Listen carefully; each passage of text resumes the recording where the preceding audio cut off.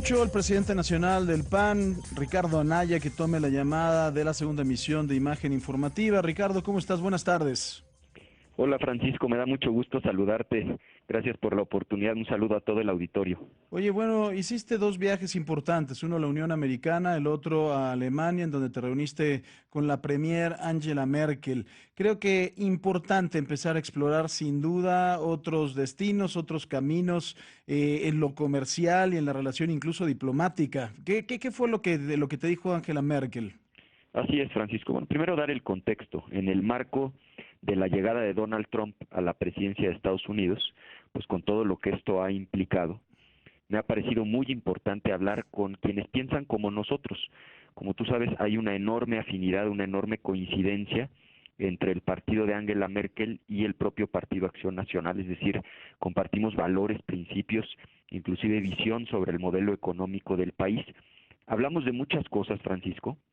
Ahora déjame decirte, más allá de lo que todo mundo sabe, pues que ella es la líder más importante de Europa, que representa a la cuarta economía más grande de todo el mundo, es una mujer profundamente inteligente. Fíjate, interesante, ella es física, Ujú. hasta 89 que se mete de lleno a la política, se dedicó pues a su actividad científica, su doctorado es en química cuántica, pero además de muy inteligente, es una mujer muy humana. Quiero decirte que fue verdaderamente receptiva respecto de la posición que tenemos todos los mexicanos de rechazar este muro que ha anunciado Donald Trump. Y además es un tema, Francisco, respecto del cual ella es profundamente sensible por su historia personal. Hay que recordar, ella creció del lado oriental de Berlín. Ujú. El auditorio sabe que después de la Segunda Guerra Mundial, Alemania se divide en dos países, Alemania del Este, Alemania del Oeste, y Berlín, la ciudad donde ella creció, la capital, se divide con un muro, de tal manera que a ella, que vio ese muro construirse en 61 cuando ella tenía 7 años, pues nadie le cuenta, sabe lo que implica la tragedia de que las familias estén divididas por un muro y por lo tanto entiende muy bien esta tragedia que hoy estamos viviendo los mexicanos cada vez que se deporta a alguien de los Estados Unidos. Compartí con ella varias cifras importantes, incluyendo pues que hay 1.7 millones de hogares en Estados Unidos donde la mamá o el papá efectivamente son indocumentados, pero los hijos son ciudadanos norteamericanos Ujú. y cuando deportan al papá, pues queda completamente dividida la familia. Tú sabes, Francisco, hay muchos casos donde se está deportando a ambos, al papá y a la mamá.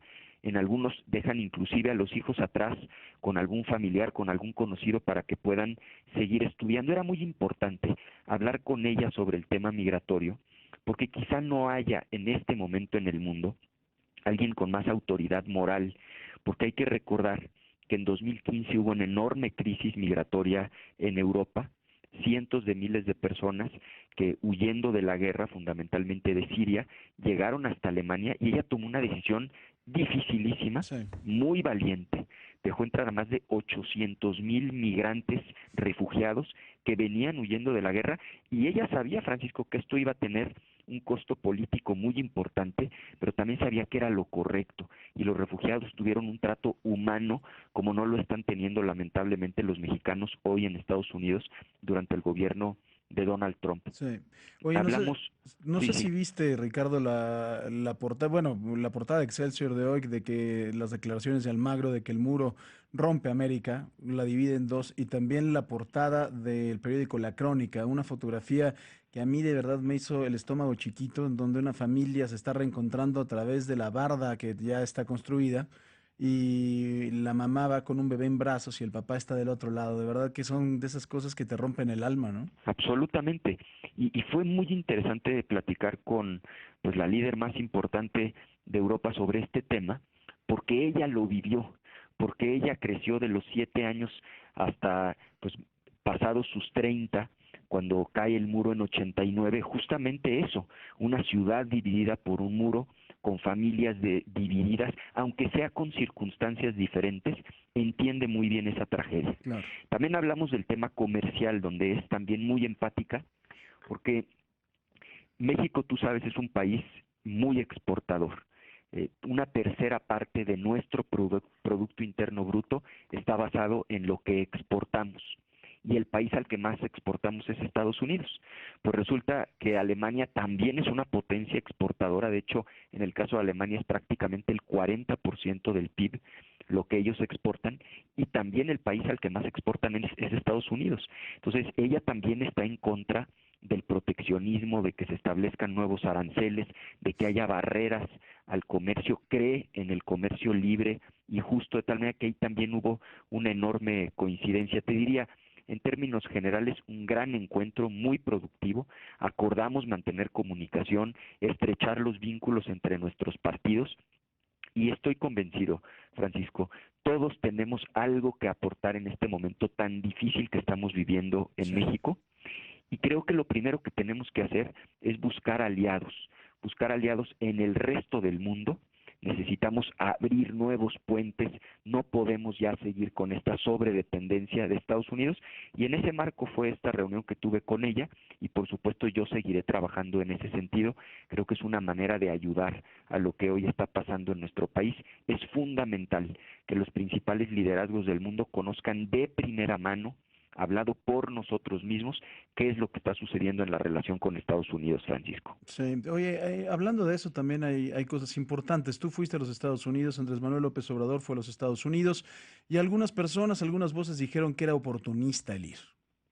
Mira, yo hice un viaje efectivamente a platicar con la comunidad mexicana en Houston. Fue muy productivo, sin duda valió la pena. Regresa uno muy sensibilizado. Es decir, yo ya tenía claro que había un problema, pero quienes no han estado recientemente no tienen la sensibilidad del nivel de angustia, de preocupación, de frustración, de coraje que están viviendo los mexicanos en los Estados Unidos. Por supuesto, quienes no tienen papeles, pero no nada más ellos, la Sí, claro. comunidad entera, los propios Dreamers. Tú sabes, Obama estableció un programa, por sus siglas en inglés, DACA, en donde prácticamente 1 millón de jóvenes que tenían que cumplir ciertos requisitos: haber crecido desde niños en Estados Unidos, dominar el idioma inglés, nunca haber cometido una falta grave, estar inscritos en la escuela. Se anotaron en este programa para obtener la garantía de que no se les iba a deportar. Tú sabes, ya se deportó a uno de ellos. Entonces ahora pues es toda una comunidad preocupada porque dicen, pues no nada más nos está cumpliendo el acuerdo, sino que tienen nuestros datos, nuestros nombres, que nosotros de buena fe entregamos al inscribirnos en el programa, y ahora corremos el riesgo de que nos deporten. Sí, Todo hoy además mundo se dio ya tiene. la primera detención del primero hoy. Ayer, perdón. Exactamente, Mm, exactamente. Y todo el mundo tiene, Francisco, algún familiar, algún conocido que no tiene completamente regularizada su situación migratoria. Debo decirte, con quienes yo platiqué allá, fueron muy enfáticos. Si nos quieren ayudar, necesitamos dos cosas. Uno, ayuda legal para defendernos contra las deportaciones, para poder regularizar nuestra situación migratoria, y segundo, pues que se alcance un acuerdo integral con el gobierno de Estados Unidos. Yo hoy estoy más convencido que nunca que tenemos que poner todo en la mesa en la negociación con Estados Unidos, porque si negociamos por temas, ujú. la negociación va a ser muy dispareja, va a ser asimétrica. O sea, en materia comercial, sí, efectivamente, México es el segundo destino más importante de las exportaciones de Estados Unidos. Pues sí, nada más que resulta que el 25% de todo nuestro Producto Interno Bruto depende de las exportaciones con Estados Unidos, Ujú, porque el 80% de las exportaciones son a ese país. claro. En materia migratoria, pues también es absolutamente asimétrica la discusión, pero si hablamos, por ejemplo, de seguridad nacional, Estados Unidos tiene muchos enemigos en el mundo, Francisco, y ha contado con un buen vecino, con un aliado que ha cuidado la frontera. No ha habido jamás un terrorista que haya cruzado por nuestra frontera a los Estados Unidos. Tenemos 3.000 kilómetros de frontera, y Estados Unidos tiene que valorar el tener un buen vecino. Es decir, no estamos mancos en esa negociación, tenemos mucho que aportar, estamos dispuestos a respetar, pero también tenemos que exigir respeto de Estados Unidos. Necesitamos lograr un acuerdo integral, y eso es a lo que nosotros llamamos al gobierno federal, a poner todo sobre la mesa y a lograr una negociación que sea justa y digna para nuestro país. Ricardo, además de todo, muy relacionado con lo que estás comentando, yo le recomendaba al público un artículo que se publicó el 13 de febrero en el Washington Post, que firman 6 ex embajadores de los Estados Unidos en México, que es una joya, ¿eh? Porque de Así es, verdad, fíjate que leí un resumen de ese artículo buenísimo, ¿eh? No, léelo todo porque de verdad no tienes una idea, es una joya ese artículo y está muy en el sentido de lo que nos estás comentando. Oye, ¿cómo va el asunto de la elección al Estado de México? ¿Hay algún trascendido de algún diario de circulación nacional? Decía que Josefina Vázquez Mota ya estaba lista, pero que le tenía miedo a Ulises Ramírez. No, no es el caso. Mira, vamos muy bien, convencidos de que podemos ganar el Estado de México. Hemos hecho el compromiso y yo he sido muy transparente de postular a quien sea la candidata o el candidato más competitivo. Tenemos diálogo entre nosotros mismos. Es muy importante salir unidos y sobre todo es importante lograr dos objetivos. Primero, pues por supuesto ganar la elección, que haya un cambio en el Estado de México. Digo, no pueden ya seguir las cosas como están en el Estado de México. Ujú. Primer lugar en feminicidios, primer lugar en robo de vehículos, primer lugar en secuestros, el Estado en el que más creció la pobreza, es decir, el Estado de México se merece un cambio para mejorar. Y segundo, pues por supuesto no solo se trata de ganar la elección, sino de hacer un muy buen gobierno, Ujú. un gobierno honesto. Por eso hemos planteado con transparencia quién va a ser el candidato o la candidata del PAN, quien tenga dos características, quien resulte la más o el más competitivo, es decir, que pueda ganar la elección, y segundo, pues que tenga la trayectoria para poder hacer un buen gobierno. Estamos en esa etapa de definición Ujú. y por supuesto lo vamos a resolver antes del 3 de marzo, que es la fecha límite, Francisco. Tú decías y reiteras que ya veías perfilada a Josefina como candidata. Lo que he dicho con mucha transparencia es que es cierto que en las encuestas publicadas, que todos conocemos, es quien aparece más fuerte por parte del Partido Acción Nacional. Ujú. También he dicho que los demás contendientes son muy dignos contendientes y que merecen todo el respeto. Estamos hablando de dos expresidentes municipales de la capital de Toluca, Juan Ujú. Rodolfo y Juan Carlos, el ex alcalde de Naucalpan, que ya fue nuestro candidato, José Luis Durán, la senadora Laura Rojas, el propio diputado federal Ulises Ramírez. Es decir, hay perfiles fuertes, importantes, que merecen ser tomados en cuenta.